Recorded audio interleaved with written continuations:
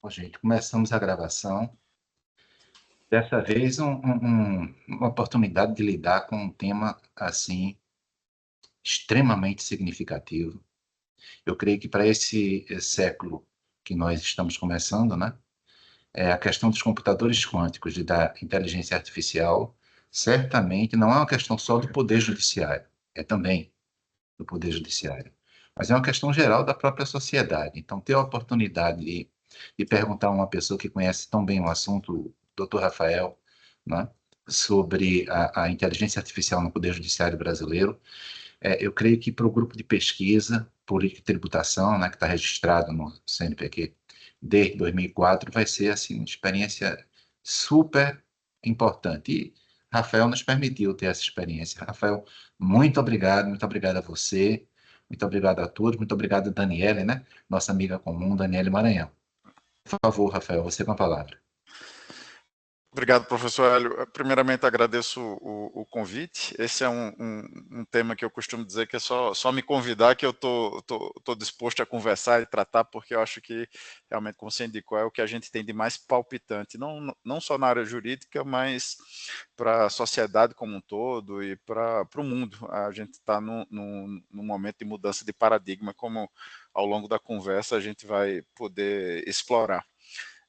Só me apresentando, por que eu estou tratando desse tema. Eu sou Rafael Leite Paulo, sou juiz federal, mas hoje em dia eu me identifico também, além de juiz, como desenvolvedor. Acho que os desafios da jurisdição acabaram me fazendo regressar para uma paixão de infância. Desde muito pequeno eu sempre convivi com computadores. Meu pai sempre foi diretor de TI, então minha casa sempre teve computador. Foi a primeira casa do bairro a ter um computador pessoal dentro de casa, a primeira casa do bairro a ter a conexão com a internet, primeira casa do bairro a ter mais de uma linha telefônica para viabilizar a conexão, para ter uma rede local instalada na residência.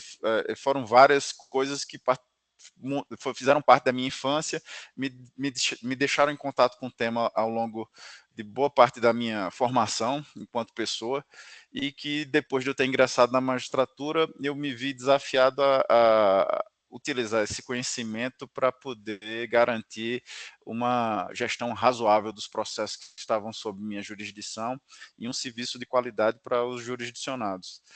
Eu, especificamente, ao chegar na quinta vara do Amazonas, que era uma das varas federais com maior volume de processos no país, uma vara especializada em execução fiscal, assim que eu cheguei, eu fiz, olha, não tem como dar conta desse volume de processo pelas vias tradicionais. Na época, né, processo físico, a gente tinha no máximo a possibilidade de uma assinatura digital, e ainda tinha que imprimir tudo e dar conta daquele volume, era um desafio bem expressivo. E aí eu me vi em uma encruzilhada. Se eu seguisse pelo caminho normal, não ia conseguir manter os meus níveis de qualidade e aquilo que eu tinha me proposto ao entrar na magistratura, de ter um serviço célere, ágil e efetivo para a população. E aí eu comecei a desenvolver alguns robôs, algumas estratégias, alguns scripts de automação do fluxo processual que me fizeram a ganhar uma paixão renovada por uma área que fez parte da minha vida. E a partir daí eu comecei a criar várias soluções. Como não tinha ninguém para desenvolver na unidade, eu fui o desenvolvedor e acabei me enveredando por essa área da automação, do uso de inteligência artificial, da racionalização dos nossos processos judiciais, e hoje isso faz parte do meu dia a dia, tanto nas palestras quanto na forma como eu enfrento os desafios jurídicos que eu tenho na minha jurisdição. Por conta disso, eu também fui convidado a participar do Conselho Nacional de Justiça, fiz parte da concepção e de criação de várias ferramentas, como o PJE mais R, que traz funcionalidade de automação para dentro do PJE, o GitJuice, que é um repositório nosso, que replica o GitHub dentro do Poder Judiciário, com a disponibilização de projetos de forma aberta e colaborativa entre os diversos tribunais e entre pessoas do Judiciário que querem desenvolver novas ideias, a implantação do Codex junto com a equipe, ajustando e garantindo que ele abranger todo o nosso sistema de justiça, com todos os ramos efetivamente interligados. Eu estava lá coordenando a equipe e participei também da concepção e da implantação e expansão da plataforma digital do Poder Judiciário, e também fui responsável, no tempo que estava no Conselho Nacional de Justiça, pelos diversos cursos, coordenei os cursos de inteligência artificial tanto aqueles mais técnicos quanto os mais abstratos e focados na área negocial disponíveis no ensino à distância. Então, estou lá apresentando, coordenando essas diversas atividades. Então, pode-se dizer que eu tenho um contato de alguns anos com o tema, tenho explorado e tenho tido isso como, acho que a direção que nós sempre buscamos para garantir a segurança jurídica, a efetividade da atuação jurisdicional, a racionalização e a duração razoável do processo, como eu costumo sempre repetir. Acho que é isso que dá para dizer por que eu estou falando sobre o tema. Isso tem sido o que me ocupa nos últimos anos e o que tem guiado minha atuação.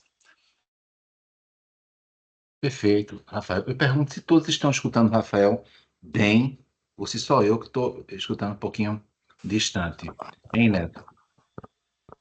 Alguém poderia me dar esse retorno, por favor? Eu não sei se o Rafael está me escutando bem. Estou sim, Tá. estou escutando bem. A Juni está dizendo que escuta bem, então talvez seja um problema comigo aqui. Então, Rafael, me diz uma coisa. Então, você, no Amazonas, esteve em execução fiscal, né?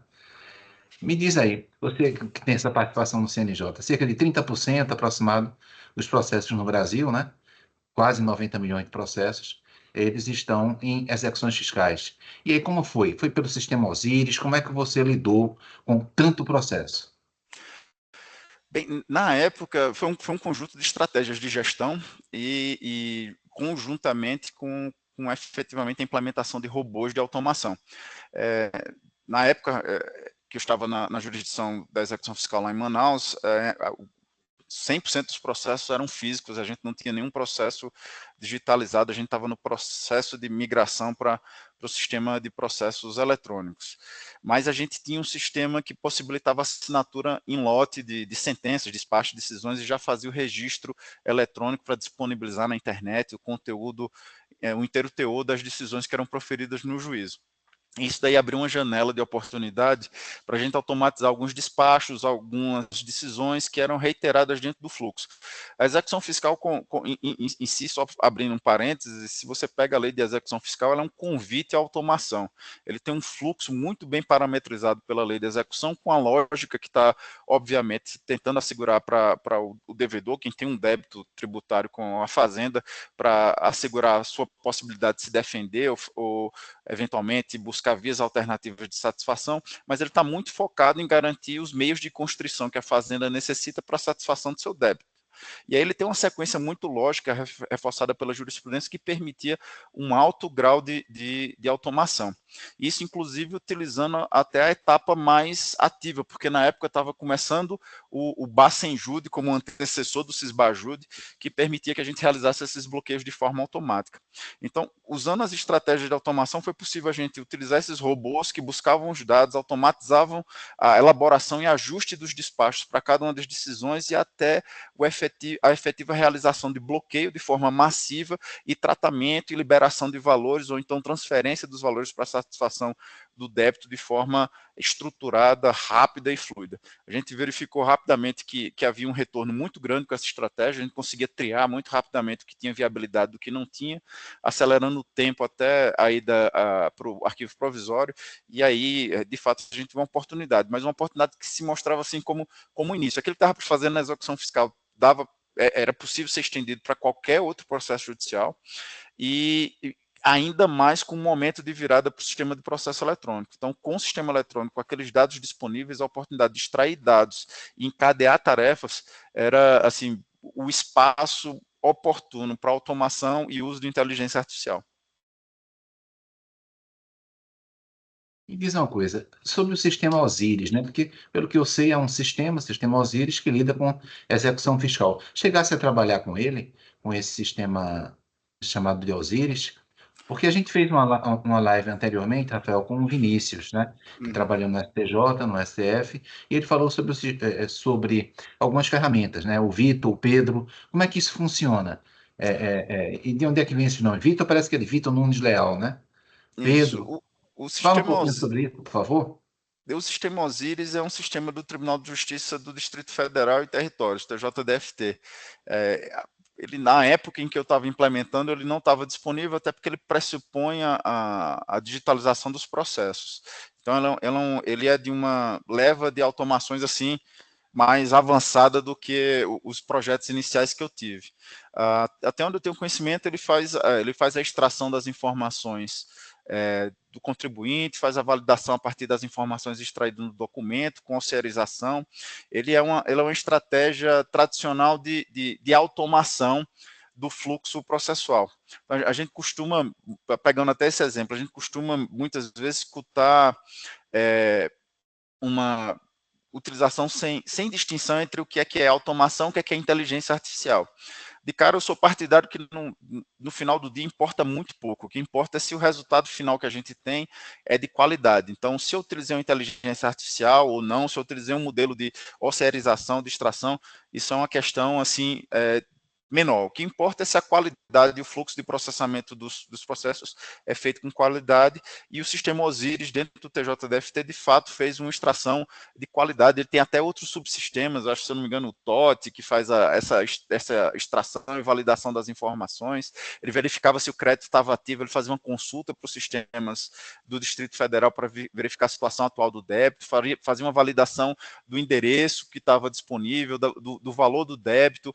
Ele via se tinha suspensão, anulação, já utilizava uma dinâmica de consulta e de triagem desses processos, e, se eu não me engano, ele conduzia até, a partir da extração e atualização das informações, a disponibilização dos dados necessários também para o bloqueio, na linha do que eu fazia na vara de execução federal lá no Amazonas.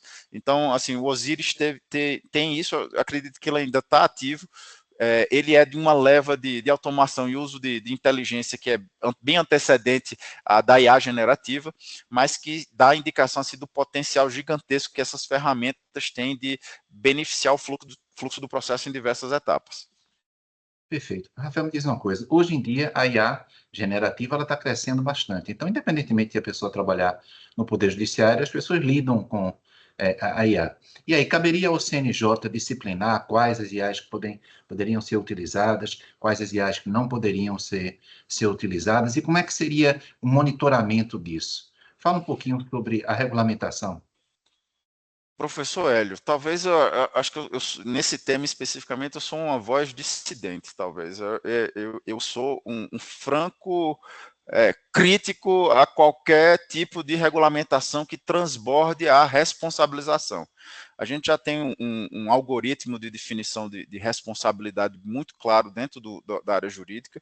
O que a gente precisa é responsabilidade pelos atos. Então, se você utilizou as ferramentas e praticou o ato, a responsabilidade é de quem pratica o ato. Então, tentar regulamentar como uma ilusão de que você consegue inibir ou controlar esses dados é muito fruto, acho que da composição que foi feita desses grupos de regulamentação. Se você pega as pessoas que participaram desses grupos, são pessoas que pouco utilizaram as ferramentas, não participaram efetivamente do ciclo de desenvolvimento de qualquer solução da área de inteligência artificial, sequer ouviram as pessoas que efetivamente fizeram esse desenvolvimento. Então, quem tiver interesse, as audiências públicas, tanto do marco regulatório nacional da inteligência artificial, quanto da audiência pública que foi feita pelo Conselho Nacional de Justiça com relação à regulamentação da IA generativa dentro do Conselho, você vai ver que as pessoas que participaram lá estavam muito com abordagem jurídica. E nossa missão na área jurídica é complicar as coisas, é criar arcabouços normativos que vão, muitas vezes, inibir o andamento de uma determinada tecnologia que está num momento, acho que, de consolidação e de efetivamente validação do seu fluxo de utilização.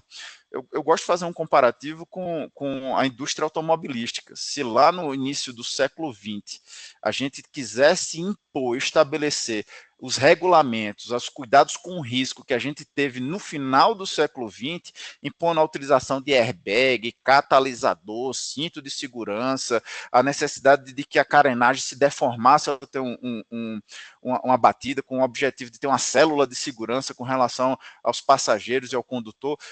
Se tudo isso tivesse sido alocado para o início do desenvolvimento daquela ferramenta, a gente estaria andando de carroça e em cavalos até hoje, porque seria inviável tecnicamente naquele momento estabelecer aquele tipo de cuidado. Porque a gente precisa de um ambiente de fomentar o uso, obviamente com responsabilidade, e possibilitar efetivamente que essa tecnologia evolua na direção que a gente deseja. Ninguém quer um modelo de inteligência artificial que seja discriminatório, que efetivamente complique ainda mais a tramitação processual, que possibilite ou dificulte o acesso à verdade real, ou ao conhecimento daquela verdade processual que é necessária nos processos cíveis. Então, isso não é o interesse de ninguém. Mas se eu começo a pressupor que toda ferramenta dessa vai trazer esse tipo de risco, como está sendo previsto tanto com o marco regulatório quanto com o Conselho Nacional de Justiça, a gente cria um ambiente de inibição ao uso da tecnologia. A gente vai dificultar o uso, ou pior, a gente vai fazer que todo o uso dessa tecnologia seja clandestino, criando uma ilusão de regularidade ou de não utilização, quando na verdade isso está sendo utilizado. Desde que se estabeleceram os modelos de IA generativa, o que eu estabeleço para todo mundo que atua comigo nas minhas equipes de trabalho é: presuma que tudo foi feito com inteligência artificial, daqui para frente não tem como. Esse é o atual paradigma. Tudo vai ser influenciado direta ou indiretamente por essa nova tecnologia. Tentar inibir, controlar, fazer uma carta de moratória do uso da IA, nada disso faz sentido. Se você acompanhar, por exemplo, a última regulamentação dos Estados Unidos, que tem guiado tem sido a vanguarda no desenvolvimento dessas novas soluções, tudo que ele tem feito é com o intuito de ampliar e dificultar o acesso de outros atores internacionais a esse conjunto de ferramentas. E a gente aqui está seguindo o caminho contrário no Brasil. A gente está se auto-inibindo a utilizar e ampliar o bom uso dessas ferramentas. Então, me diz uma coisa, Rafael. Quer dizer, na tua perspectiva, o CNJ não deveria, até porque é muito difícil monitorar isso, regulamentar a utilização da inteligência artificial generativa no Poder Judiciário, pelo que eu entendi. Pois bem, mas o que normalmente se coloca com relação a esse assunto é que há uma busca do CNJ em agir assim. E mais, eu te pergunto, fora do Brasil, o poder, via de regra, se diz, já escutei inclusive o próprio ministro, atual presidente do Supremo Tribunal Federal, falar que é um avanço do Brasil a utilização da inteligência generativa no Poder Judiciário. Mas isso não ocorre fora do Brasil. Então, na tua perspectiva de pessoa experiente, né, por que é que o Brasil está avançando tanto na inteligência artificial generativa no Poder Judiciário e os outros países não fazem isso? Seria o número de processos, quase 90 milhões de processos? Seria isso a busca da produtividade? Por favor, Rafael. Hélio, eu diria que a gente é liderança em diversas frentes dentro do Brasil. A gente tem dentro da nossa sociedade, a gente tem uma fração da população que tem dificuldade de entender, ou às vezes não gosta de ver o Brasil como líder em determinadas áreas, que é uma sensação meio estranha, mas não é coisa nova não. Desde muito tempo tem esse tipo de pessoa que a gente tem no Brasil, enxerga ele achando que é melhor estar fora, que só é bom o que vem da Europa ou está vendo dos Estados Unidos, mas em matéria jurídica não existe nenhum outro poder judiciário que dê conta do volume de processos que o Brasil dá. Estou dizendo que o poder judiciário brasileiro é ótimo, é excelente, não estou dizendo isso. Mas não existe hoje nenhum poder judiciário no mundo que dê conta do volume de processos com o índice de acerto e o volume de condenações e de correção que a gente tem dentro do poder judiciário.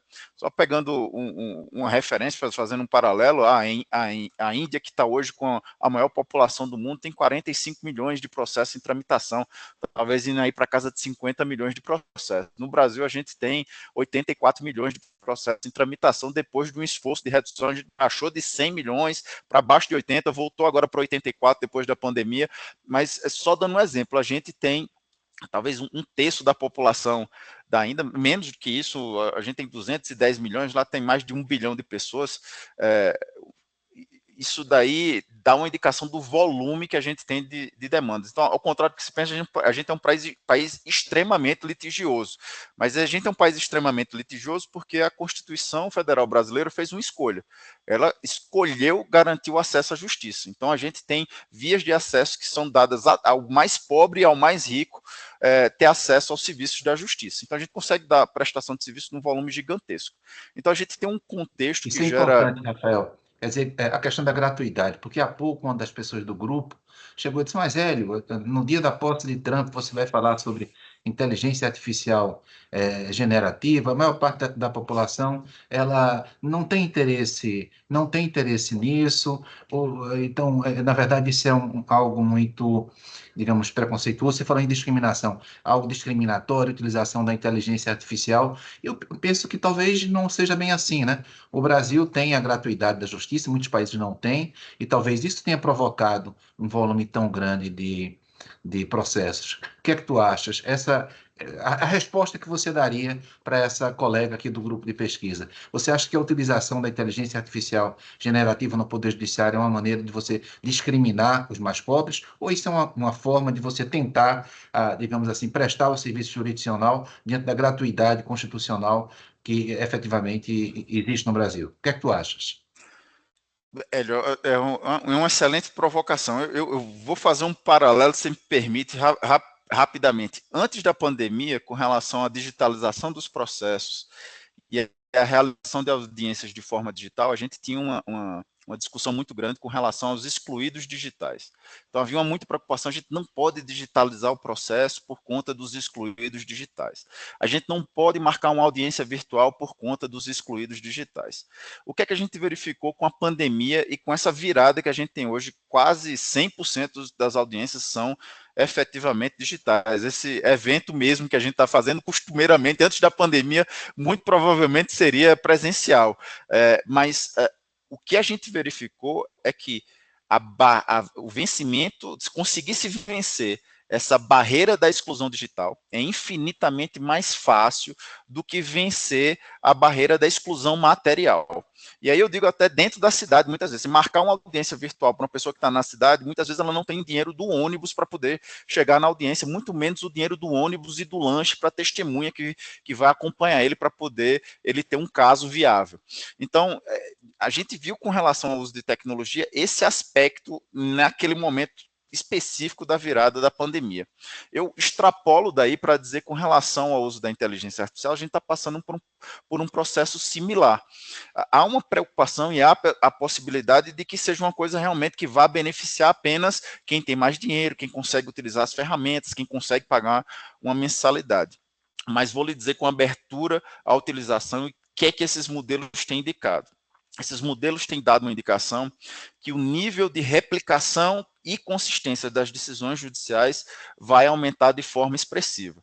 Por quê? Porque o modelo vai conseguir ver o que é que você decidiu anteriormente e que, naquele caso, aquilo ali deveria se aplicar. E se você vai excepcionar naquele caso, você vai ter que fundamentar mais para poder o modelo argumentar e ajustar aquele caso específico por um motivo que você passa a ter que fazer de maneira ativa. Então, a replicação de decisões, seja quem tem acesso ao advogado mais caro, ao advogado mais barato, para fazer um comparativo talvez injusto, porque esse não é o único fator a influenciar, mas quem teve uma melhor estruturação do seu caso e aquela pessoa que tem o mesmo direito e às vezes falhou, isso muitas vezes vai ser complementado pela inserção e a utilização dos modelos de inteligência artificial, que muito ao contrário a gente tem a capacidade de enxergar os diversos processos que estão acontecendo, inclusive as decisões que estão saindo enquanto você redige a sentença, aquilo já passa a ser incorporado de maneira automática. Então, a chance de você aumentar o nível de qualidade para todos é gigantesca. A gente ainda não tem um estudo específico dentro da área jurídica, mas dentro da área médica, com os estudos que têm sido publicados, eles dão a indicação que esses modelos de inteligência artificial costumam pegar a capacidade aquele usuário que tem um nível mais baixo e elevar ele para um nível de mediano para superior. Quem é mediano fica com desempenho excelente, quem já é excelente com o uso dessas ferramentas aumenta o seu volume de produção e consistência muito grande. Então, a tendência do uso desses modelos é melhorar a qualidade do serviço para todos. Mas aí alguém pode pensar, não, mas e o preconceito, e o viés no eventual utilização desse modelo? Esses modelos trazem, inclusive, o caminho para se combater esse tipo de tratamento equivocado. Então, se você acha que alguém tem algum tratamento preconceituoso, só decide em favor de que tem as características A, B ou C, você vai poder, pela utilização desses modelos de inteligência artificial, mandar 100 processos, 1000 processos e dizer, olha, ele julgou com viés e o modelo vai lhe dar um relatório estruturado se teve discriminação ou não. Então, é esse tipo de possibilidade, essa melhoria geral da qualidade dos dados e a velocidade de implementação que esses modelos estão colocando no nosso horizonte muito próximo. Acho que não dá nem para chamar de horizonte, que é o que a gente tem pela frente nos próximos meses, e com certeza se consolidando nos próximos anos como o resultado do uso da IA generativa dentro do Poder Judiciário. Outra questão, Rafael. Disseram, olha, o caso que ocorreu com Israel e com os bips, né? Israel desenvolveu uma tecnologia tal que quando tocava o bip, aquilo explodia. Dizia, será que a gente tem, diante da situação tecnológica atual, segurança na inteligência artificial a ser utilizada no Poder Judiciário? Nós teríamos, digamos assim, condições de afirmar que há segurança na inteligência artificial utilizada no Poder Judiciário? O que é que tu acha sobre a questão da segurança e segurança jurídica no que diz respeito à inteligência artificial no Poder Judiciário? Perfeito. Hélio, acho que isso se conecta até com a minha posição com relação à regulamentação. E se você pegar especificamente, voltando ao marco regulatório da IA que os Estados Unidos colocou, se você pega o paralelo que tem sido feito com relação ao uso e acesso a essa tecnologia, os Estados Unidos foi lá e classificou, com relação ao uso dessa tecnologia, quem são os países que são efetivamente amigos, parceiros, quem tem acesso no nível intermediário, porque não tem nenhuma posição muito direta de oposição aos Estados Unidos, e quem é inimigo e não vai ter acesso nenhum à tecnologia. O paralelo que fizeram dessa dinâmica, dessa estratégia de como se ter acesso ao uso da IA, foi um paralelo feito com o uso de armamentos nucleares. Por que eu faço esse paralelo? Porque na hora que você pensa em armamento nuclear, você não tem dúvidas que é uma coisa que tem um potencial de risco gigantesco, quiçá a capacidade de destruir o mundo todo. E por que se fez esse paralelo com o uso da inteligência artificial? Que a dinâmica com relação ao armamento nuclear foi uma de proliferação programada, de forma que ele se distribui com a variação dos atores e sem um aumento constante do volume do arsenal atômico, que você se controla pela variedade. Então, se os Estados Unidos têm tantas ogivas, o outro teria tantas ogivas. Eu acho que o ambiente que a gente quer, e aí focando dentro da área específica da área jurídica, é saber que realmente é uma coisa que tem um potencial lesivo. A gente tem escutado alguns relatos e situações específicas com relação ao uso de alguns chatbots como namorada, com troca de apoio psicológico, com algumas trocas de mensagem que assim não foram tão bem vistas ou dando uma indicação de risco com relação ao uso dessa ferramenta. E a gente, historicamente, na evolução da tecnologia, viu também a presença de vieses e de risco. Destaco só que isso daí tem caído também de forma estruturada e sistemática. Mas o que eu digo é que o que garante a segurança nessa ferramenta é a gente ter a consciência que está sendo utilizado, a gente tem uma estrutura em que a gente está sempre utilizando a próxima versão, uma versão aprimorada, uma versão que vem a substituir a anterior quando eu identifico algum problema no ciclo de implementação, que é a lógica que a gente tem por trás, muitas vezes sem perceber, por trás de toda a infraestrutura da internet, por todos os produtos. Então, o algoritmo que a gente está usando agora para a transmissão dessa informação aqui para vocês, desse vídeo de compactação, não é o mesmo algoritmo que estava sendo utilizado há 6 meses atrás. Ele passa por um ciclo constante de atualização, de substituição. Então, dentro da IA e dentro do Poder Judiciário, o que a gente quer? É a utilização de múltiplas soluções por diversos atores, com a facilidade de acesso e de desenvolvimento de senso crítico pelos usuários, de forma que isso permita que a gente sempre substitua e utilize a melhor versão hoje disponível para atender e alcançar aqueles objetivos que a gente quer ao se usar a IA generativa dentro do Poder Judiciário.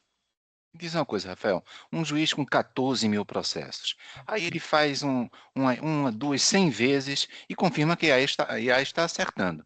Será que ele vai continuar digamos, a fazer um monitoramento do que a IA vem fazendo? Porque, afinal de contas, quem assina é ele, e a responsabilidade é do próprio juiz ou do próprio advogado, se for o advogado que estiver utilizando. Tu acreditas que há uma tendência, até por um certo, digamos assim, uma acomodação, de, olha, acertou um, acertou duas, acertou 100, acertou 1000, deixa que ela faz sozinha. E aí terminaria o advogado assinando a petição, o juiz assinando a petição, que não foi feita por ele. O que é que tu achas disso? A questão da acomodação. Hélio, eu dou essa como certa. A gente costuma confiar de forma plena em sistemas automatizados. Acho que hoje em dia quem acho que talvez sejam poucos que param para olhar todo o extrato, né, do seu cartão de crédito, por exemplo. A gente vê a transação, pô, entrou a transação, tá certa, eu recebo a mensagem, já tá certa. Presumo que a automação total que fez a soma já tá certa ali. Então, há uma tendência muito grande nossa, e isso é muito humano, de confiar em sistemas automatizados. Depois que eu criei o fluxo de automação, eu passo a confiar naquilo ali.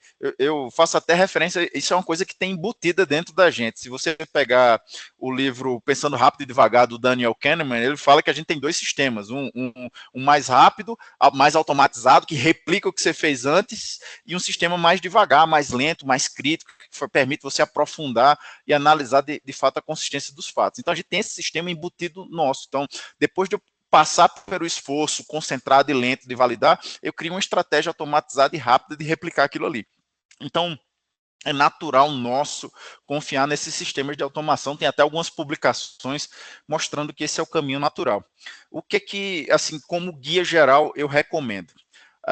Hoje, se você pegar a utilização principal, todo mundo que está utilizando, quem está escutando aqui, se efetivamente utilizou, a gente usa pontualmente num processo, está acompanhando, tem um ciclo de replicação daqueles processos num volume de casos que eu estou aplicando a inteligência artificial. Mas o que me parece necessário, para onde a gente está evoluindo, é para uma dinâmica nova em que a gente vai começar a ter agentes virtuais fazendo essa tarefa. Então, o próprio agente vai pegar o processo, vai analisar e vai apresentar para a gente o relatório. Me parece que um dos componentes e a tendência que a gente tem pela frente é de ter não só o que realiza, ou que sugere uma minuta, um encaminhamento, a criação de um ofício, a gente ter o elemento crítico que vai estar lá e vai dizer, olha, desses 400 processos dos 14 mil que foram minutados em lote, esses 30 aqui parecem ter alguma inconsistência que eu identifiquei. Essa informação aqui não está batendo com os demais, esse aqui é diferente do que o outro, e você joga para o humano uma atuação muito mais pontual. Então, em vez de a gente ter que validar 400 processos, a gente vai atuar naquele em que o modelo crítico apontou alguma inconsistência que parece razoável, que pode indicar que aquele caso não é o mesmo. E aí você para pensar e ver, olha, isso certamente é uma situação bem melhor do que eu tinha antes, porque também é muito natural nosso a gente desligar o cérebro quando a gente está repetindo uma coisa muitas vezes. Se você ia ter que passar um por um 400 vezes, o seu nível de desligamento é idêntico a daquele que recebe um ato completamente automatizado. Então, na verdade, o que a gente está vivenciando é um momento que traz a oportunidade de ter uma atuação mais cirúrgica, específica naquilo que está destoando, trazendo o funcionamento do nosso cérebro mais crítico, esse pensamento do nível do sistema 2 para dentro do processo, mas já com uma crítica específica para ser analisada e validada. Quer dizer que tu achas que em execução fiscal, um juiz com 20 mil processos, porque normalmente ele não julgava tantos processos, ou quando julgava falava em prescrição. Havia uma recuperação de ativos em torno de o quê? 1,5% na área federal. Então tu acreditas que também essa recuperação de ativos, com o fato dos processos não ficarem parados, né, tu achas que isso vai melhorar? Quer dizer, de algum modo, se você cobra de quem deve, pode cobrar menos de quem paga. Não é? Porque o pior dos mundos seria você não cobrar de quem não paga e cobrar cada vez mais de quem paga.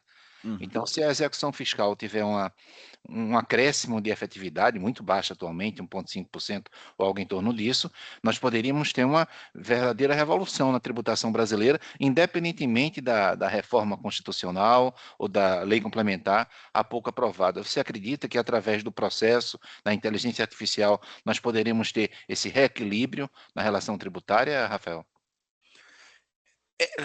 Professor Hélio, a jurisdição da execução fiscal é uma que é peculiar ao Brasil. Geralmente essa daí, mundo afora, não está dentro do Poder Judiciário, e a gente tem um papel que é muito de gestor, e ela está aqui dentro do Poder Judiciário por um motivo.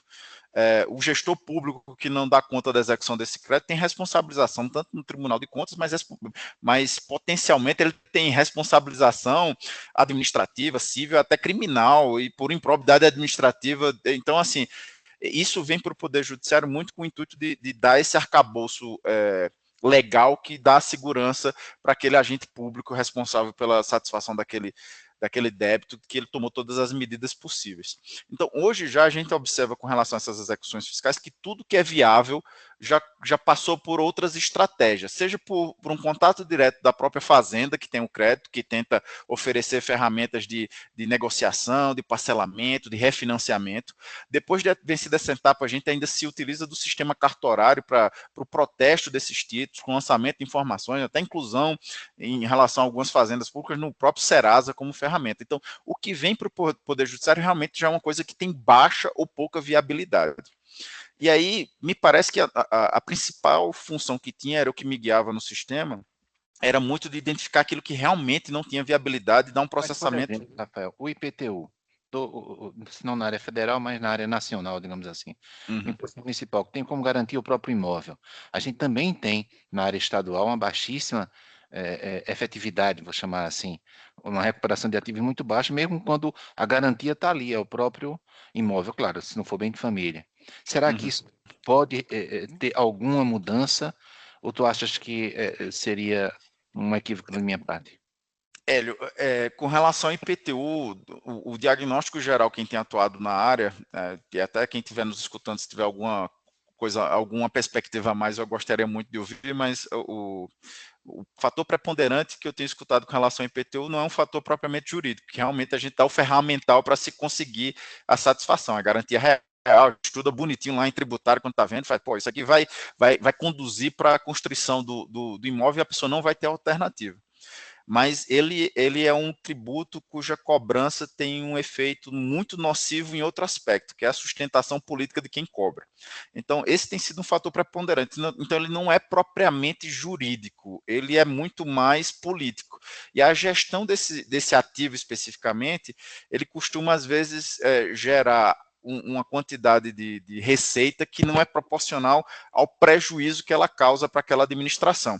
Então, a escolha que tem sido feita muitas vezes é de não se utilizar todo o arcabouço jurídico que é possível com leilão desses imóveis. Então, eu diria que não é propriamente um problema jurídico. A gente tem uma dinâmica que envolve múltiplos atores na aplicação da norma, que não é propriamente só a norma, tem o fato lá, a situação que está e a própria relação com os contribuintes. Então, esse especificamente tem esse desafio. Mas eu diria que, assim, na visão geral, o que a gente tem é que quando o processo chega no Poder Judiciário, mesmo nesse caso que tem uma garantia real, a gente tem duas situações muito distintas. A gente tem um volume gigantesco de execuções que são relacionadas efetivamente a pessoas que não têm viabilidade de pagamento do crédito. E aí, talvez eu toque num assunto que muitas vezes é esquecido. E essas pessoas, a não terem o direito, não ter condições de pagar aquele crédito, elas têm o direito a que isso seja reconhecido e se inicie a prescrição intercorrente. Isso daí é parte da estrutura e do Estado democrático de direito moderno, é um elemento fundamental que a gente tem, que as pessoas jurídicas têm com a recuperação judicial e com a falência, e o devedor, o contribuinte, especificamente com relação ao contribuinte, do outro lado vai ter direito a que aquele débito entre com o arquivamento provisório e, na sequência, a contagem da prescrição intercorrente. Então, isso é um direito fundamental. Então, isso é o grosso do volume. E agora tem uma parte fundamental, e essa daqui é onde eu acho que a inteligência artificial tem a capacidade enorme de nos ajudar, que é a identificação daquelas pessoas que efetivamente se utilizaram das ferramentas jurídicas para ocultar patrimônio que efetivamente é representativo de valores que eram devidos como tributo. E essas pessoas conseguem ganhar um volume gigantesco de patrimônio e deixar ele oculto. Então, eles abrem empresa em sucessão, vão transferindo a dívida e concentrando débitos e criam uma estratégia de ocultação do patrimônio que não é dela. É um patrimônio que era devido como tributo e que gera um prejuízo sistêmico para a população. A identificação desses padrões e dessas informações me parece ser a área, de fato, de atuação que vai voltar e trazer um retorno gigantesco. Era o que eu via na minha atuação, de onde vinha o grosso da arrecadação e que tinha um potencial realmente gigantesco para bilhões de arrecadação país afora. Bem, com relação à jurisprudência, eu venho notando que talvez um ponto frágil da inteligência artificial é que ela, de vez em quando, ela inventa jurisprudência. Diz, olha, o STJ disse isso ou aquilo, aí você vai pesquisar, não foi bem assim. Será que essa fragilidade, ela em pouco tempo vai ser vencida? Porque, note, a gente está agora com a reforma tributária, que tem o IBS e a CBS, um é o espelho do outro, e há um pressuposto de que, se um é o espelho do outro, se a legislação é mais ou menos uniforme, as decisões dos variadíssimos tribunais do Brasil também deveriam ser mais ou menos uniformes, né? Então, a gente teria, só na área estadual, 26 estados, mais o Distrito Federal, 27 tribunais. Na área federal, nós já temos 6 tribunais regionais federais, e, portanto, não é pouca coisa se, de repente, esses tribunais começarem a decidir de maneira desarmônica sobre um imposto e uma contribuição, IBS-CBS, extremamente importante, né? A base da reforma tributária de dezembro de 23, né? E a inteligência artificial está chegando aí. Quer dizer, será que a inteligência artificial teria esse condão de, embora atualmente invente jurisprudência, mas com a médio ou curto prazo, começar a ser um instrumento importante de uniformização da jurisprudência, um banco nacional de jurisprudência, por hipótese, sobre IBS, CBS? O que é que tu achas, hein, Rafael?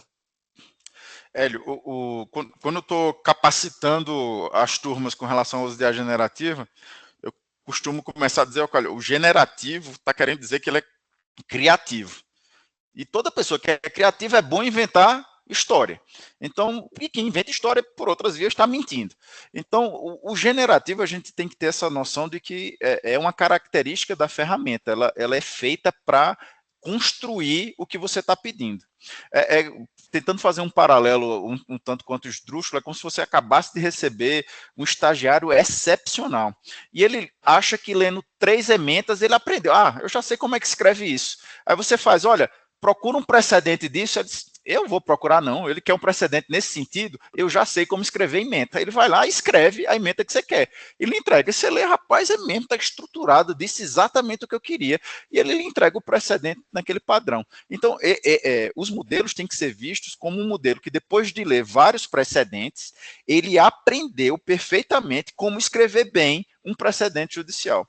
E daí, o que isso quer dizer? Nossa dinâmica ao utilizar as versões atuais desses modelos, ela tem que ser muito pautada em, olha, você tem conhecimento sobre algum precedente sobre essa área? E ele vai lhe dar uma noção geral de como está aquilo ali. É como se você conversasse com um especialista, ele vai dizer, não, eu lembro que teve uma decisão do tribunal tal e tal. E aí você pergunta para ele, como é que eu faço para poder pesquisar no Pangeia do Conselho Nacional de Justiça esse precedente? Me diga quais são as palavras-chave.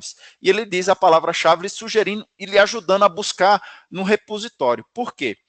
Quando você bota na caixa da inteligência generativa, da IA, desses modelos que a gente tem, uma pergunta, ele vai tentar, da melhor forma, lhe responder de uma forma que ele deixe satisfeito.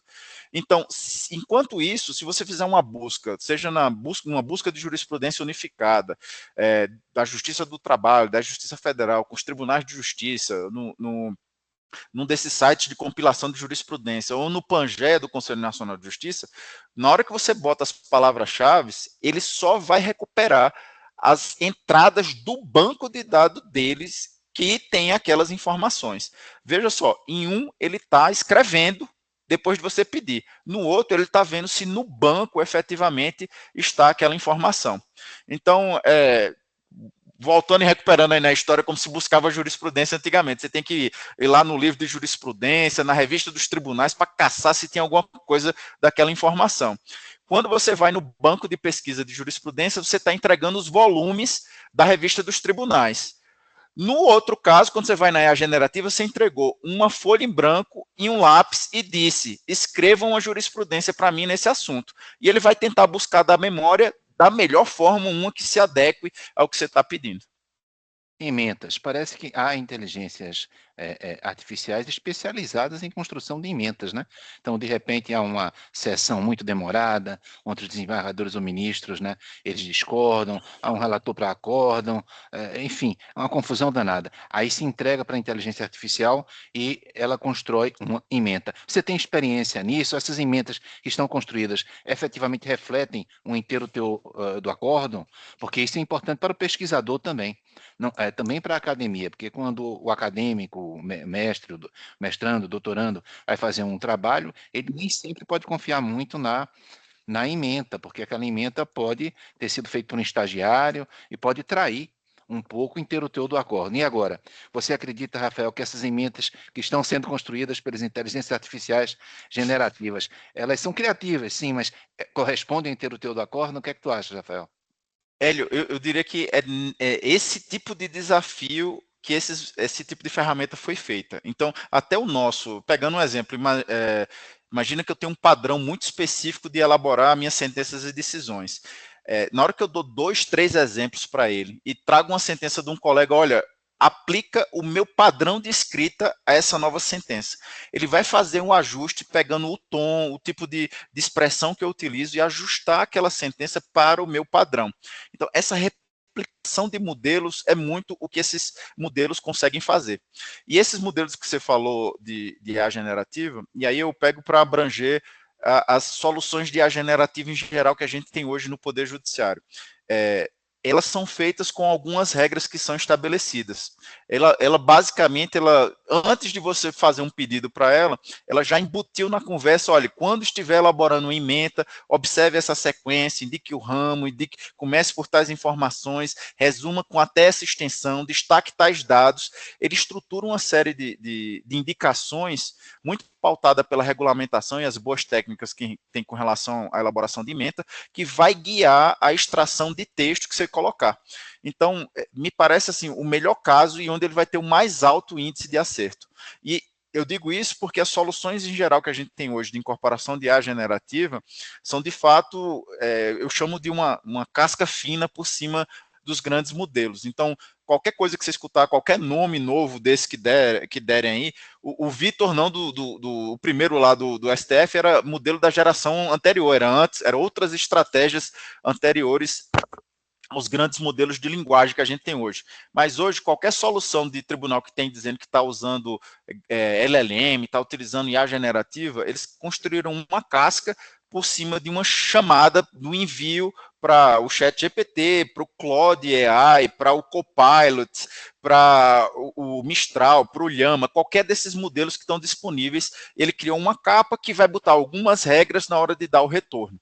Então, e aí vai minha preocupação também, eu queria que a gente estivesse explorando mais outras possibilidades, porque a gente vê o que está sendo estudado e estruturando, e fico muito preocupado com o marco regulatório que o CNJ está querendo fazer como um inibidor da nossa possibilidade de buscar e trazer novas alternativas. Quem sabe até a construção de modelos treinados na nossa produção acadêmica, na nossa produção jurisprudencial do país, para trazer resultados que se encaixem melhor dentro das necessidades do Poder Judiciário. Mas, no geral, essa camada com essas regras e que, para a ementa, assim, se encaixa com um nível de acerto muito elevado. Então, vem bem, o Vitor me ajuda, por volta de 2016, 2017, a gente está em 2025 quando está fazendo essa live, e já é tido como algo antigo, quer dizer, 5 anos, 6 anos, 7 anos em inteligência artificial já é tido como um período de tempo estrondoso, né? Então, a tendência é que essa velocidade aumente cada vez mais. Pessoal, meu grande Rafael, veja bem, então, se a gente está pensando na IA, generativa no que diz respeito ao gabinete, olha, como será que o juiz vai trabalhar com isso? Tem a secretaria. Então, na secretaria também é possível se utilizar para atos processuais a IA generativa. Eu te pergunto, a IA generativa vai substituir, reduzir bastante o número de pessoal necessário no Poder Judiciário e também de juízes? O que é que tu achas sobre isso? Hélio, acho que hoje não há nenhuma indicação. O que a gente tem visto, toda a iniciativa do Poder Judiciário, e aí, mais uma vez, eu destaco minha preocupação enorme com qualquer intuito de reprimir, é muito uma resposta ao que está acontecendo na entrada.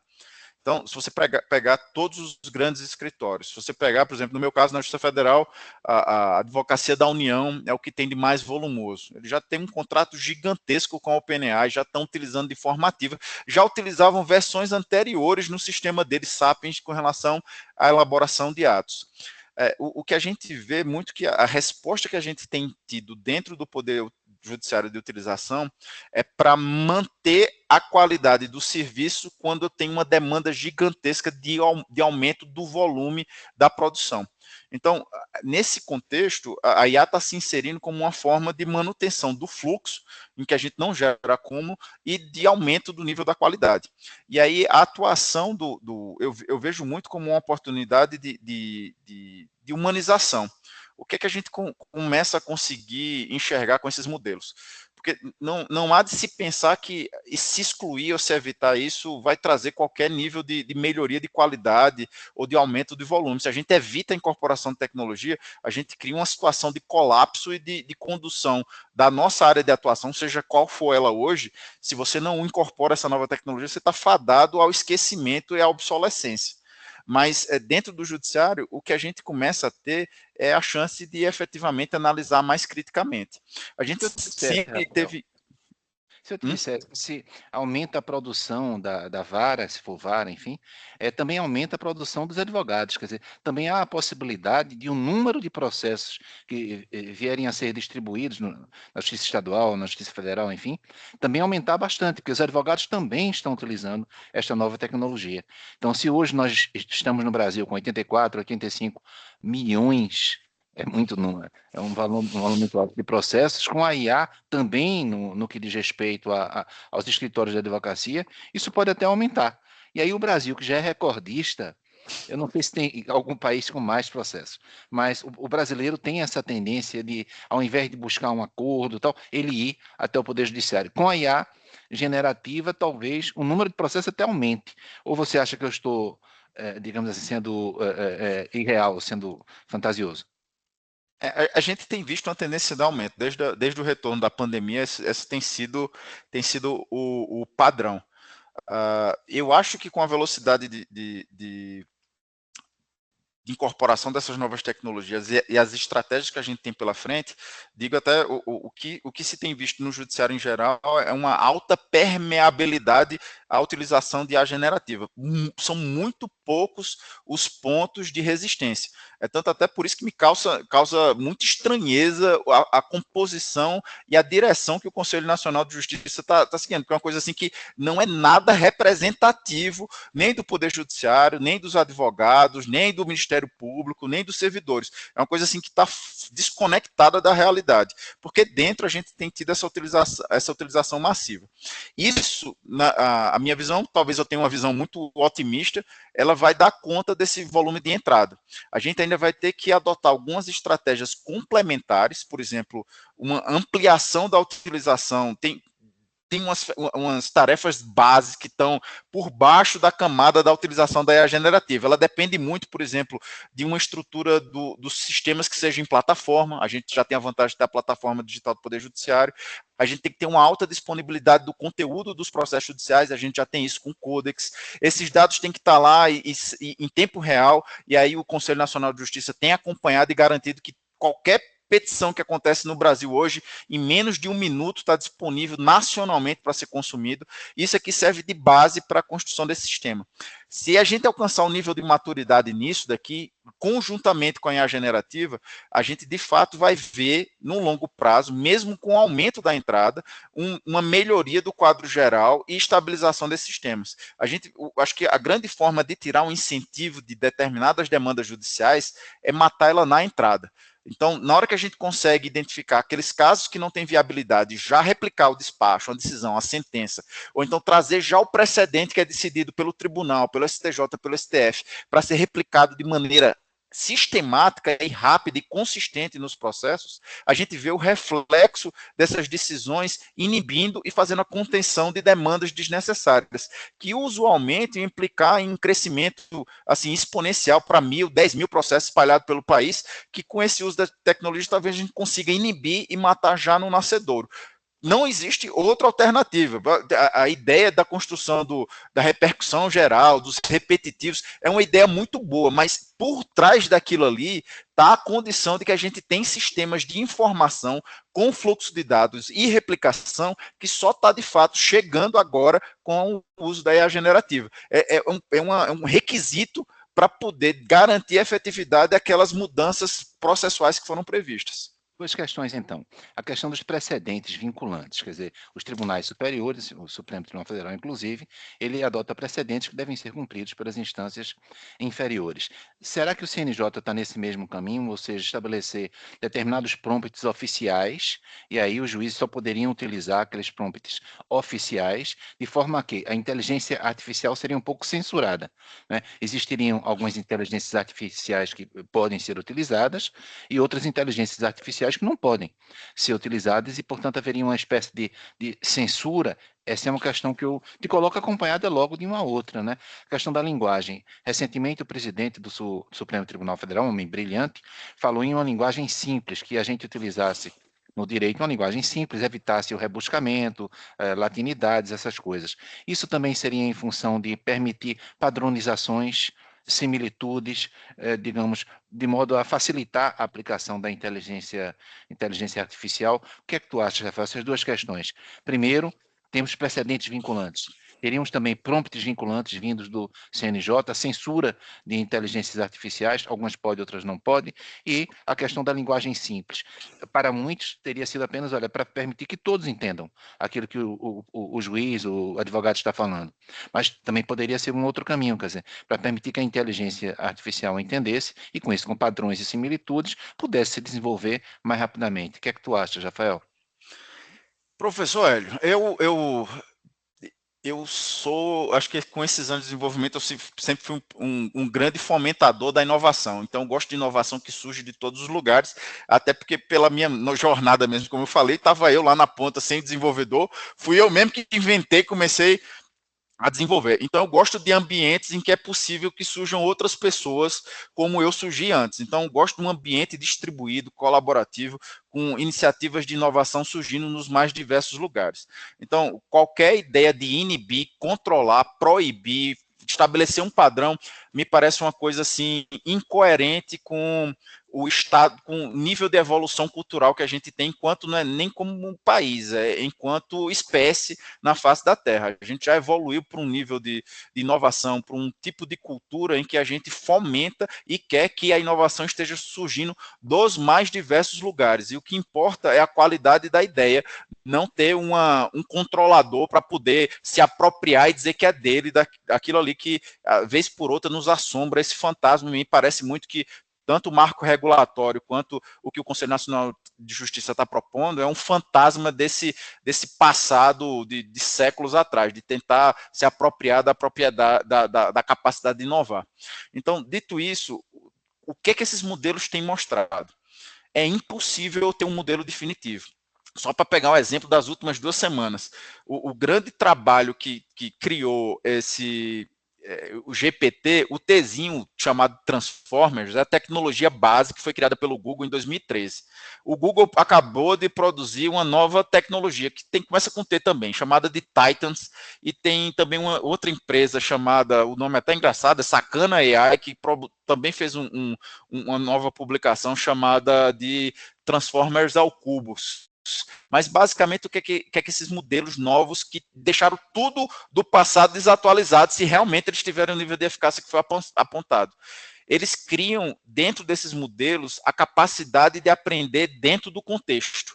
Então, se eu faço uma pergunta, trago uma informação, trago um processo com uma coisa que o modelo não viu nunca na vida dele, esses modelos respondem, é até engraçado como os trabalhos falam, com surpresa. Ele faz, que diabo de informação nova é essa? Nunca vi isso antes. E aí ele sabe que ele tem que dedicar mais atenção a destrinchar aquela informação para poder dar uma resposta de qualidade. Nenhum modelo anterior fazia isso. Essa é a nova tecnologia, a nova arquitetura que saiu nas últimas 2 semanas. Então, se eu tiver qualquer iluminado desse, achando que vai conseguir regulamentar ou trazer alguma coisa de positiva dentro de um ambiente como esse, é só por limitação, realmente, não conhecer a tecnologia sobre a qual ele está dispondo. Então, o que a gente precisa, de fato, nesse contexto, Hélio, eu digo, é que tenha, sim, um modelo do Conselho Nacional de Justiça, mas que um tribunal, por exemplo, possa criar um modelo novo, porque o que o CNJ der a indicação de que, olha, aqui está aplicando o repetitivo tal, aqui está tendo a repercussão geral, está vinculado ao tema tal da repercussão geral, e traz aquela informação para baixo, mas eu tenho a liberdade de, dentro do meu tribunal, ou até dentro da minha vara, ter um modelo complementar que identifica aquilo naquilo em que aquele outro modelo está limitado, que às vezes eu vou estar utilizando a tecnologia nova que acabou de sair. Então, é esse tipo de ambiente que a gente tem que fomentar e cobrar e exigir, porque o Conselho Nacional de Justiça e o Congresso Nacional só está atuando de forma a beneficiar a sociedade brasileira se for esse tipo de ambiente que ele fomenta. Se ele engessar e impossibilitar, ele está sendo utilizado para interesses outros que não são interesses públicos. Dito isso, só pegando o parêntese da linguagem simples, ela se liga com aquela da elaboração da ementa. Na hora que você consegue dizer quais são os parâmetros, qual é o objetivo, os modelos de linguagem são perfeitos para fazer essa replicação. Você diz qual é a forma, dá até exemplos e ele vai conseguir replicar. Até uma coisa, um dos prompts para chamar das formas de interação muito populares e uns que as pessoas começam a pedir é você dizer, olha, explique esse assunto para mim como se eu fosse uma criança de 5 anos, porque ele vai deixar com exemplos bem claros e se for um assunto complexo, pelo menos a concepção inicial você tem.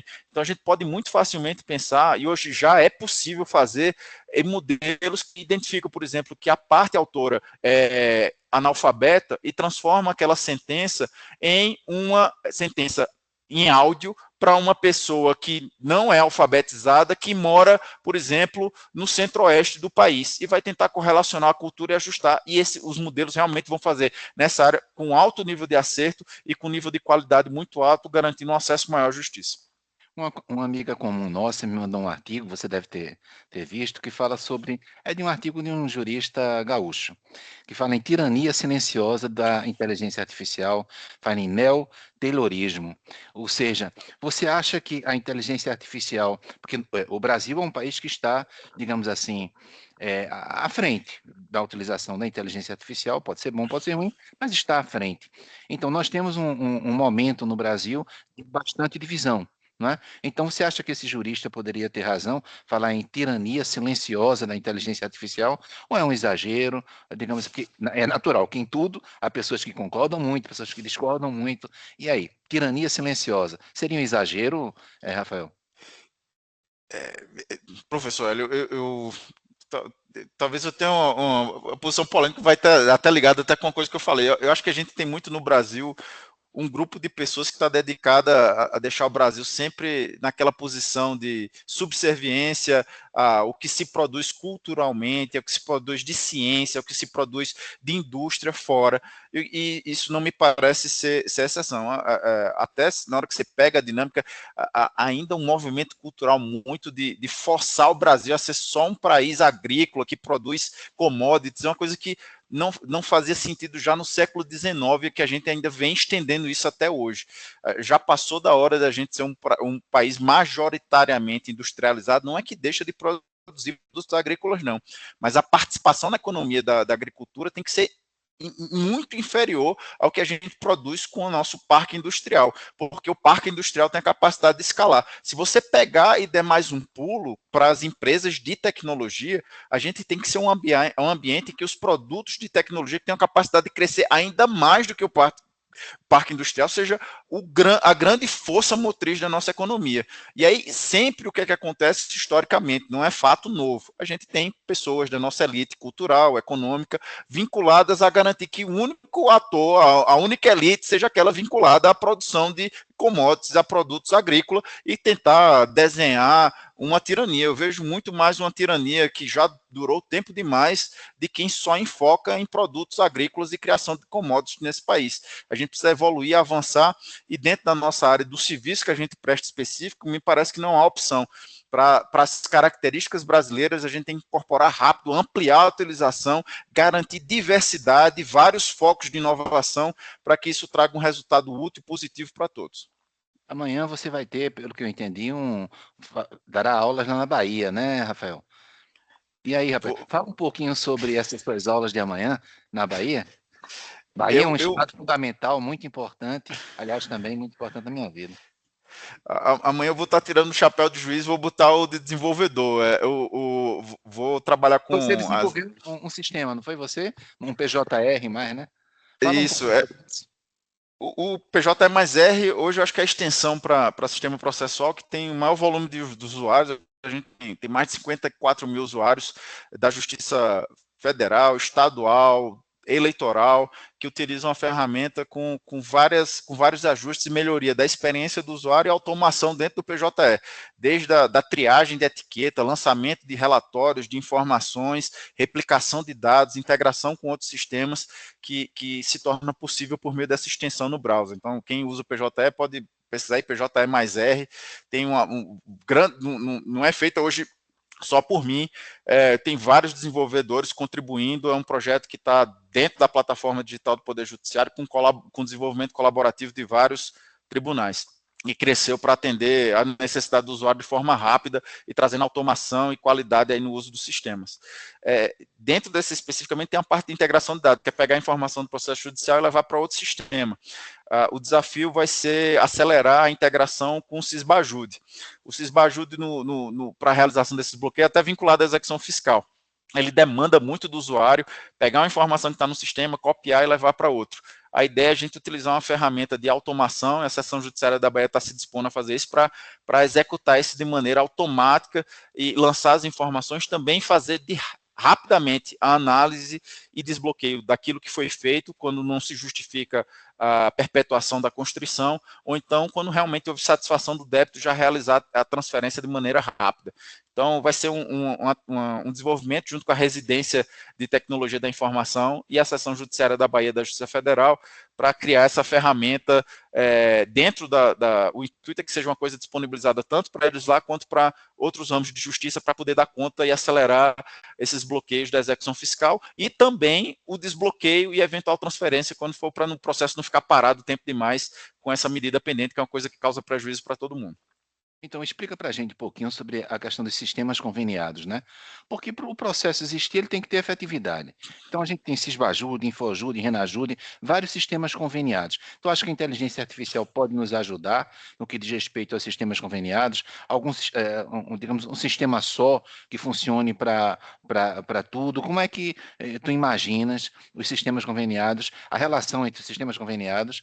Estou citando aqui o Infojude, Renajude, Sysbajude e a inteligência artificial. Há relação entre os sistemas conveniados e a inteligência artificial?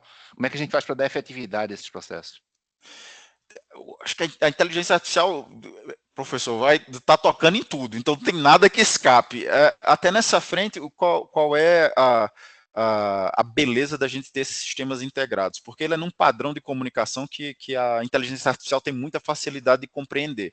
Aí, dando uma indicação dessa visão geral, o que é que a gente está construindo que é peculiar ao Poder Judiciário brasileiro nacional.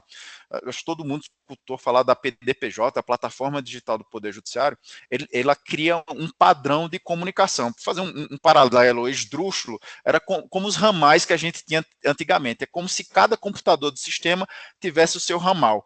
Então, por exemplo, quando a gente manda para o Sysbajude, é como se o computador da justiça ligasse para o ramal do Banco Central e dissesse, olha, eu quero que bloqueiem todas as instituições financeiras, todos os valores que tem.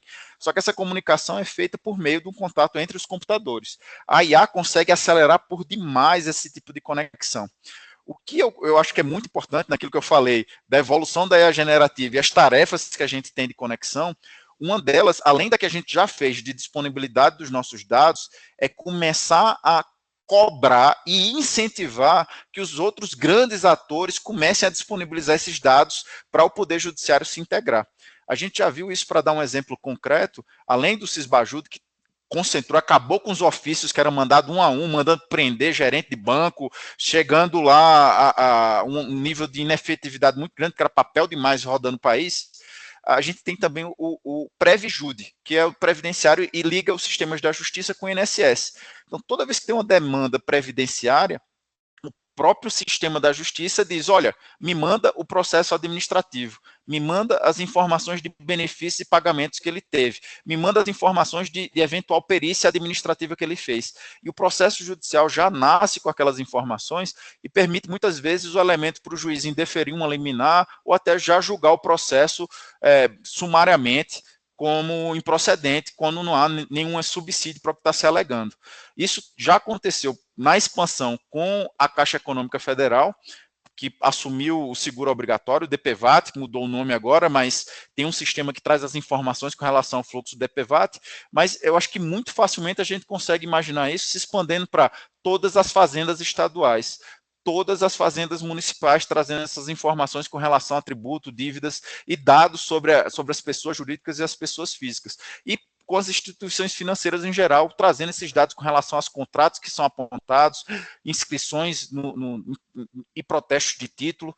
Tudo isso me parece ser o caminho que a gente tem que incentivar e buscar essa integração, porque o processo já chega com um conjunto de dados que uma inteligência artificial vai ter como subsídio para sugerir uma decisão muito mais adequada, de uma forma rápida e até com as dúvidas e inconsistência que justificam um prolongamento da instrução.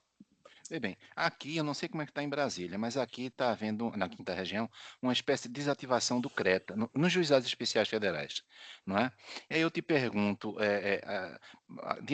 diante daquela indagação que me foi feita, que eu te disse, por uma colega aqui no grupo de pesquisa, olha, isso é muito discriminatório, tal, os jefes atendem até 60 salários mínimos pessoas relativamente pobres.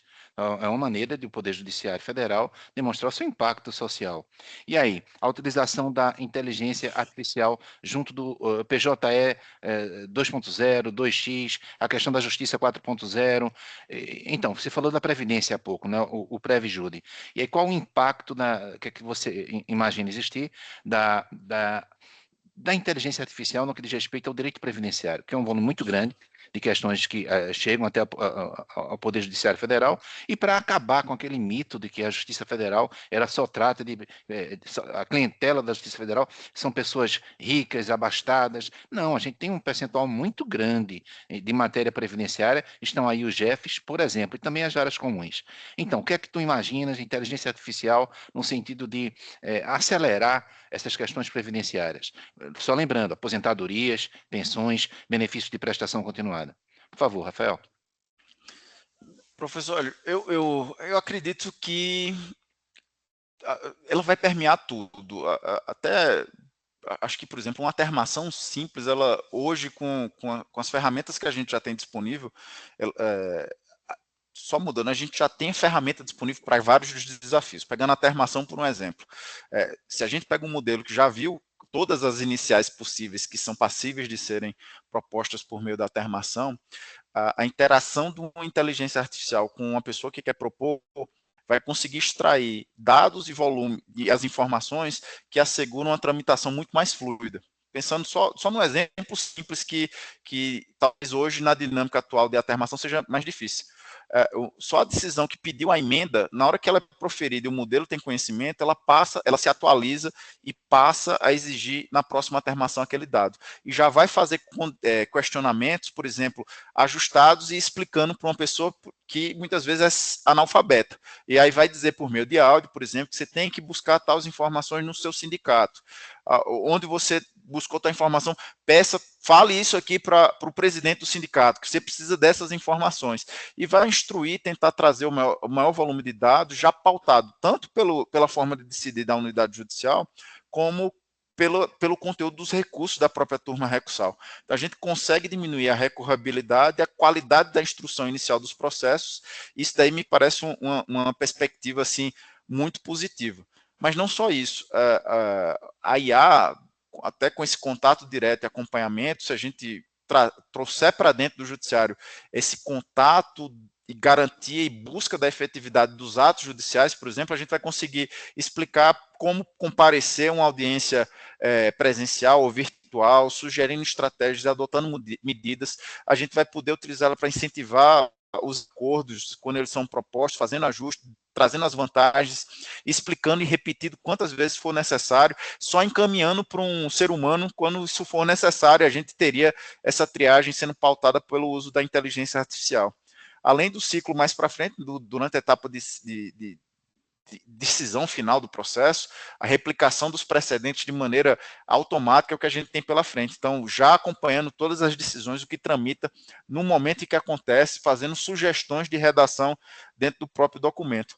Uma coisa, professor, que eu gosto muito de mostrar é quando eu visto desenvolvedor e eu estou escrevendo algum módulo lá, alguma função, a inteligência artificial atua comigo do meu lado. Então, eu começo a escrever uma função, ele lê o conteúdo daquele projeto, vê o que está na introdução, nas coisas que tem pela fazer, e já estrutura um parágrafo inteiro, muitas vezes ele estrutura 2, 3 parágrafos, 2, 3 funções, os testes que são necessários para validar que aquilo está correto e atualiza. Isso é tecnologia que tem disponível hoje, que eu uso no meu dia a dia como desenvolvedor. O que a gente tem pela frente é que a atividade de elaboração de atos judiciais e de peças processuais vai ter uma dinâmica muito parecida. Enquanto você está redigindo, pelo conteúdo dos documentos que estão juntados, pelos precedentes daquela unidade judicial, da turma recursal, da instância recursal, do STJ, do STF, aquilo já vai compor. Então, na hora que você falar, tendo em vista os precedentes do TRF da 5ª região, 2 pontos, ele já vai saber e, sem alucinar, vai trazer o dado de forma consistente para ser citado. Isso é tecnologia que a gente já tem, que é factível hoje. A gente só tem o tempo de desenvolvimento, que é trazer isso para o nosso contexto tecnológico e entregar para o usuário na ponta. Bem, quem trabalha com PJE vai entender bem o que eu estou falando. Um dos problemas é você encontrar o documento, porque são várias caixinhas, né? Então, quantas vezes você utiliza pessoas e quanto tempo se perde para achar um determinado documento, digamos que o juiz pretende encontrar para fundamentar nele a sua decisão. E eu sei que existe também inteligência artificial nessa área, né? De identificar o documento sem ter aquele trabalho todo de sair procurando um a um, né? Uma coisa meio antiga, né? E aí, como é que a gente faz isso? Qual é algum aplicativo? Como é que é? O prompt para a gente achar o documento logo e procurar em cada caixinha. Hoje, a gente tem tecnologia com capacidade para fazer isso. Então, se você pegar os modelos mais potentes, aí, sem sombra de dúvidas, pegar o que foi liberado, acho que mais recentemente, acho que é um modelo chamado de O3, mas cada vez que você faz uma pergunta para ele, custa $4.000. Assim, esse aí, sem sombra de dúvidas, vai conseguir responder tudo. Olha. Mas eu citei ele para identificar. O problema não é do nível em que está a tecnologia. A questão é a viabilidade econômica do uso massivo disso. Então, hoje a gente não tem uma solução fácil para conseguir utilizar isso em 84 milhões de processos do país, em 10 bilhões de documentos, porque com Codex a gente consegue ver, não são só 84 milhões de processos, para esse desafio especificamente, é conseguir ler 10 bilhões de documentos. Esse custo, se a gente pegar o nível em que estão as soluções de mercado, isso vai implicar em consumir provavelmente todo o orçamento do judiciário no país. Quer dizer que não tem solução? Tem solução. E aí entra a parte de fomentar a inovação. A gente já tem alguns modelos, inclusive de código aberto, que a gente consegue rodar na nossa infraestrutura, que por meio do incentivo e fomento de startups, de iniciativas que vão pesquisar, que não sejam inibidas por uma regulamentação atrasada do CNJ nem do Congresso Nacional, a gente consegue trazer esse tipo de solução para ir lá, identificar o documento relevante, Hélio. Eu digo até mais, já cortar a parte do documento que é relevante para a gente poder citar dentro da nossa sentença. Isso é uma coisa que tecnicamente é viável, a gente só tem o desafio de inovação, que é muito próprio da nossa utilização, para poder incorporar isso no Poder Judiciário nos próximos anos. Bem, Rafael, uma vez eu estava fazendo uma audiência, eu sempre termino a audiência dizendo, olha, gente, se tiver alguma questão que eu não tenha perguntado e que considere efetivamente relevante, eu peço que a pessoa chegue e me responda. Aí a pessoa chegou, diante de tantos anos já na justiça, ela chegou e disse, doutor, você não está entendendo. Na verdade, quem orientou toda a audiência fui eu. Então, não tenho nada para falar para o senhor em acréscimo, porque não foi o senhor que digamos assim, monitorou essa audiência. Então, pedindo para que você não faça isso, que é claro que você conhece muito mais do que eu, inteligência artificial, eu te pergunto, teria alguma outra coisa que você deveria falar, poderia nos falar, que eu não perguntei, por falta de conhecimento, claro? Bem, eu acho que é uma luta e um desafio que nós temos na área jurídica é a briga por uma regulação que seja fomentadora da inovação. E a gente tem que exigir.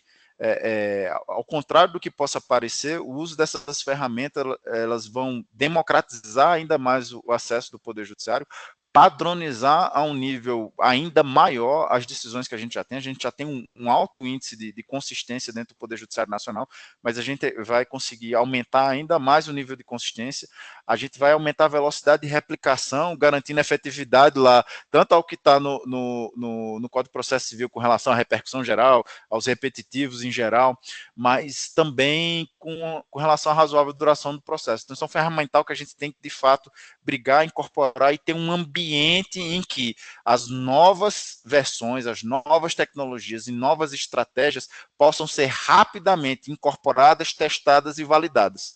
Na hora que a gente tiver esse ambiente jurídico, a gente vai, primeiro, garantir que a nossa atividade, tanto a atividade jurisdicional, a atividade da advocacia, do Ministério Público, da Defensoria, dos servidores que atuam conosco no Poder Judiciário, ela aumente em relevância e possa, ao tirar aquilo que é só replicação, nos dá a oportunidade de focar no que está fugindo da regra, do que é que precisa de atenção humana, do humano para o humano, enxergando por que uma inteligência artificial apontou que aquilo estava divergindo e trazendo um produto de maior qualidade para todos, uma melhoria da nossa qualidade na produção do produto que nós temos a oferecer, das decisões judiciais, e eu acho que o mundo novo que está se espraiando é muito positivo. Tem riscos, tem temores, tem possibilidade de prejuízo, sim, mas a solução para tudo isso é a incorporação cíclica das melhorias que vão estar sempre acontecendo. Voltando lá para o paralelo do carro, a gente está com o primeiro carro, um Calhambeque duro, forte, mas que vai transportar a gente com certo risco. Se a gente garantir que tem sempre uma versão nova entrando, a gente vai chegar naquela máquina que corre 300 km por hora, com piloto automático, airbag, cinto de segurança, quiçá voando aí mundo afora para garantir que a gente tem, de fato, um poder judiciário de ponta em que nenhum outro país do mundo tem acesso. Olha, Rafael, eu quero agradecer a você por ter dedicado 1 hora e meia do seu tempo até aqui, até nós, né, no grupo de pesquisa política e tributação. Quero agradecer a Daniele também, peço que você passe para ela o nosso agradecimento e agradecer a cada uma das pessoas que estão aqui, não é? Então, Rafael, a gente vai tentar distribuir isso no canal do YouTube, a gente vai tentar distribuir isso, tá aí o Alberto, né? Abraço, Alberto. Vai tentar distribuir isso também em alguns países da África, basicamente Moçambique, Angola e São Tomé e Príncipe, e um pouquinho em alguns estados europeus para professores. E pedir para você, né, que sempre esteja conosco, porque esse assunto, claro, não termina aqui. Né? Essa sua colaboração vai ser sempre importante. Sempre me permita ter acesso a você, perguntar o que está acontecendo de novo, quem sabe até fazer novas lives. E fica o meu agradecimento, Rafael. Também muito obrigado por estar aqui presente. E se quiser a palavra para fazer algum encerramento, alguma outra colocação, eu te agradeço. Obrigado, professor. Eu fico feliz demais com enxergar grupos de estudo tentando avançar aí a nossa contribuição à evolução do conhecimento jurídico e trazendo essa visão do que está acontecendo na parte tecnológica. Eu tenho focado muito a minha área de atuação na parte de tecnologia, mas uma que toca e traz benefícios para todo mundo nas mais diversas áreas de conhecimento. Agradeço a oportunidade e agradeço mais a desembargadora Daniela por ter me feito a delicadeza de me apontar como um interessado no tema. Estou sempre à disposição, estou sempre estudando e implementando os projetos e atrás de novas frentes de colaboração e de ampliação aí desse nosso foco de atenção. Acho que é muito importante a gente brigar de forma conjunta, lógico que com as cautelas necessárias, mas brigar para que a gente tenha sempre acesso e a possibilidade de utilizar e utilizar bem essa ferramenta na área jurídica. Obrigado mais uma vez e parabéns pela iniciativa. Fiquei feliz demais. Obrigado, Rafael. Vou agora parar a gravação. Espera só um segundinho aqui. Parar a gravação.